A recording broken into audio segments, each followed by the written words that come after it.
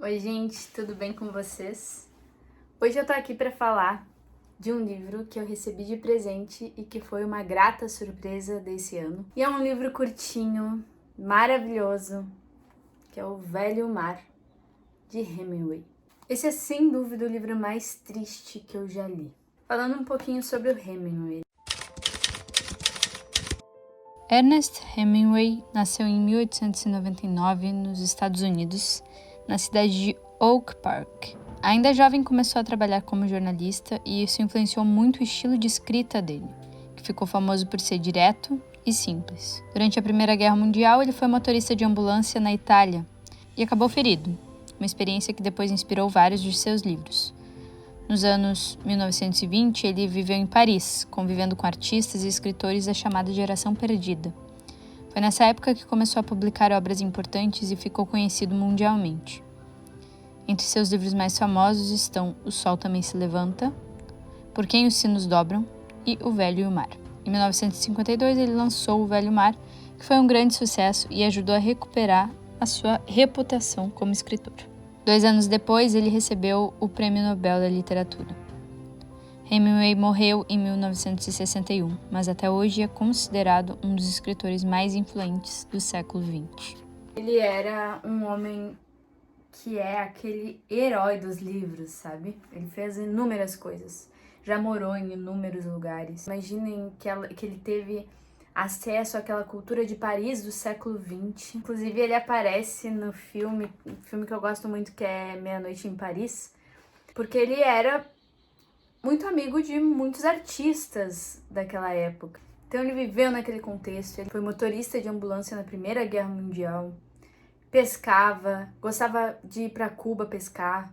Então assim, ele era um cara que conhecia muitas pessoas, um cara que socializava muito, viveu muitas coisas, viu muitas coisas.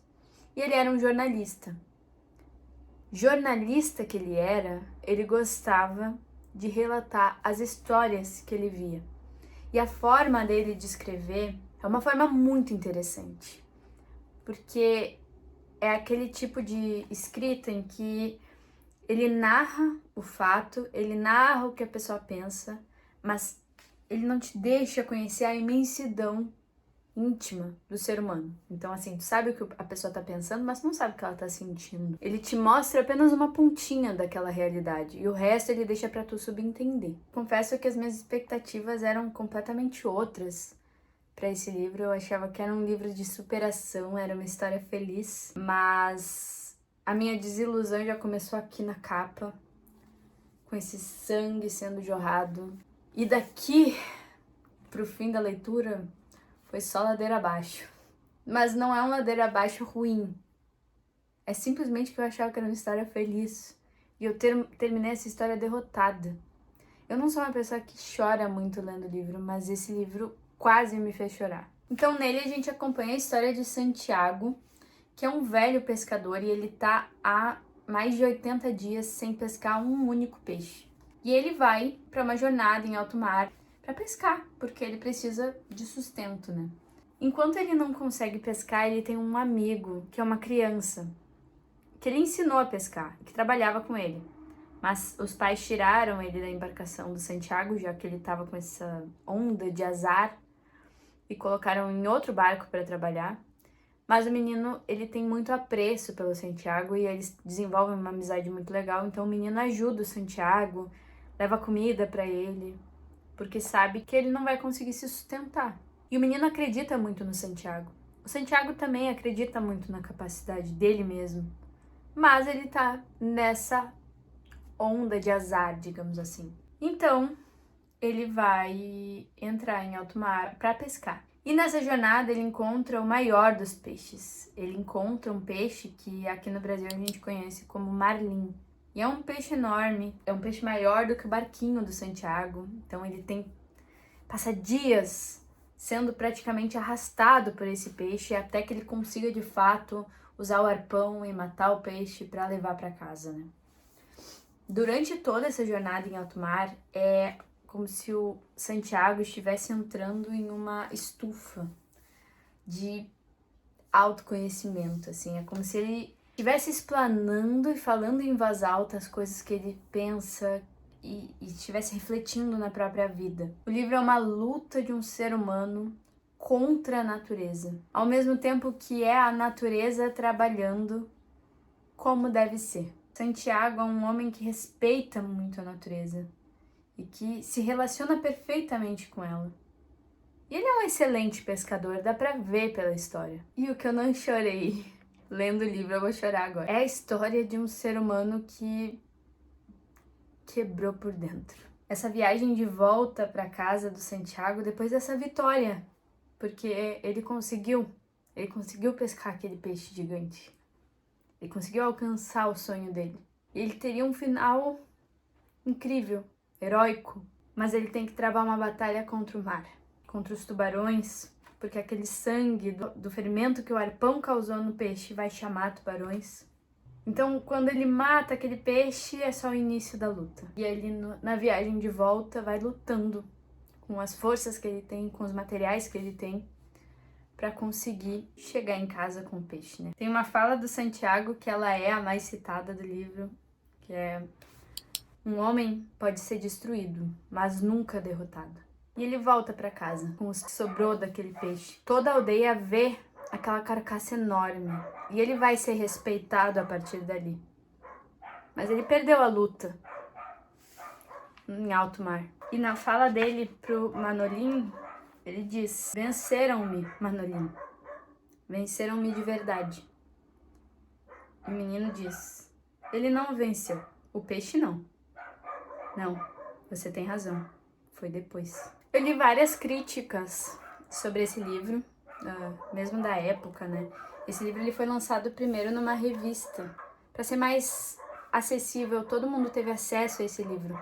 E as pessoas amaram esse livro, mas ele foi aclamado tanto positivamente quanto negativamente pela crítica. Muitas pessoas interpretaram de inúmeras formas o Santiago, o mar. O mar, simbolicamente, já é amplo na psicologia isso, de que o mar ele pode representar as emoções mais profundas, os sentimentos, né? Então é como se Santiago estivesse lutando contra os próprios sentimentos. Santiago também foi comparado à figura de Cristo, porque quando ele chega derrotado na beira da praia, ele cai algumas vezes, e essa queda, ela lembra a queda de Jesus com a cruz. Mas, nas palavras do próprio Hemingway, o mar é o mar e o peixe é o peixe. Ele não queria trazer esses simbolismos, mas é inevitável que um ser humano conte a sua história. E é isso que é a coisa mais triste nesse livro, porque é a história de uma alma que está prestes a se perder. Mesmo hoje, quase ninguém fala o básico, tipo o óbvio sobre esse livro. Hemingway se matou. Esse foi o último livro dele. Ele tá claramente dizendo que algo dentro dele quebrou. Ao longo dessa jornada com Santiago, a esperança vem. E o Hemingway tem todo o cuidado em aniquilar com todas as nossas esperanças. E ele faz isso muito bem, porque ele era um excelente escritor. Ele faz a gente se sentir como ele estava se sentindo. Tiveram inúmeras críticas que elas têm seus graus de verdade. Então, teve gente que falou que, como o Hemingway passou por uma espécie de seca literária, em que ele não escreveu nada de bom, que a crítica gostou por 12 anos, esse livro era uma espécie de redenção dele. Então é como se o peixe fosse o livro, o mar e os tubarões fosse a crítica e ele fosse o Santiago. Muitas pessoas interpretaram assim. Eu acho que sim, tem um pouco de verdade. Mas não é só isso. Pode ser que com esse livro ele realmente sabia que ele ia conseguir ser consagrado enquanto escritor. Mas ele sabia que era o início do fim da linha pra ele. Como ninguém entendeu que isso era um pedido de ajuda, cara? Esse livro proporcionou diversos prêmios pro Hemingway. Ele publicou o livro, viveu mais uns anos e ele foi agraciado com o Nobel da Literatura em 54. E em 61, ele faleceu. Santiago iria voltar para o mar, porque ele não ia se deixar derrotar. No dia seguinte, ele e o Manolin iriam para o mar, porque um homem pode ser destruído, mas nunca derrotado. E porque ele prefere fazer as coisas bem, para que quando a sorte encontre ele pronto, Esse livro faz a gente refletir em muitas coisas. O valor de uma pessoa não tá no que ela faz, tá em quem ela é. As verdadeiras amizades te acompanham nos momentos mais difíceis. A gente pode ter grandes sonhos, mas às vezes alguns sonhos, como Cecília Meirelles dizia, vão naufragar. Santiago podia pescar peixes menores. Ele pescou 2 ao longo dessa jornada. Ele poderia ter focado em peixes menores. Enfim, gente, leiam esse livro. Ele é um livro muito bom e muito triste. Então é isso, gente. Eu vou ficando por aqui. Beijinho e até a próxima.